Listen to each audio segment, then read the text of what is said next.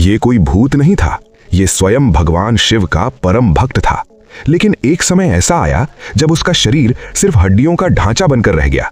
और सबसे हैरान करने वाली बात, यह अवस्था माता पार्वती के कारण आई। आखिर क्यों? इस भक्त का नाम था भृंगी ऋषि। भृंगी ऋषि भगवान शिव के अत्यंत कट्टर भक्त थे। उनकी भक्ति इतनी एकनिष्ठ थी कि वे शिव के अलावा किसी और रूप या शक्ति को स्वीकार ही नहीं करते थे। उनका मानना था केवल शिव ही परम सत्य है। इसी कारण जब भी वे पूजा करते तो सिर्फ भगवान शिव की ही परिक्रमा करते थे। एक बार भृंगी ऋषि कैलाश पर्वत पहुंचे। वहां सभी ऋषि शिव और पार्वती दोनों की स्तुति कर रहे थे, लेकिन भृंगी ने हमेशा की तरह सिर्फ शिव की परिक्रमा शुरू कर दी। ये देखकर माता पार्वती ने उन्हें समझाया, मैं शिव से अलग नहीं हूं, मैं शक्ति हूं और शक्ति के बिना शिव भी पूर्ण नहीं।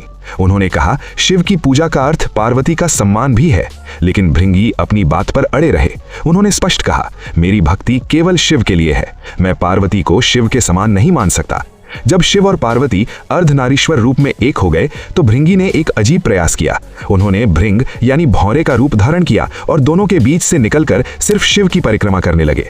माता पार्वती ने बहुत समझाने की कोशिश की, लेकिन जब भृंगी अपनी सोच बदलने को तैयार नहीं हुए तो पार्वती को क्रोध आ गया। उन्होंने भृंगी को श्राप दिया, तुम्हारे शरीर से वो सब छिन जाएगा जो मां से प्राप्त होता है, मांस और रक्त। क्षण भर में भृंगी का शरीर दुर्बल हो गया, मांस गल गया, रक्त सूख गया और वे केवल हड्डियों का ढांचा बनकर भूमि पर गिर पड़े। वे इतने कमजोर हो गए कि खड़े भी नहीं हो पा रहे थे। ये दृश्य देखकर भगवान शिव का हृदय करुणा से भर उठा। उन्होंने भृंगी को तीसरा पैर प्रदान किया ताकि वे सहारे से खड़े हो सकें और अपनी साधना जारी रख सकें। इसी कारण भृंगी ऋषि को 3 पैरों वाला ऋषि कहा जाता है। इस घटना ने भृंगी ऋषि को सिखा दिया, शिव और शक्ति अलग नहीं है, वे चेतना और ऊर्जा हैं, एक दूसरे के पूरक।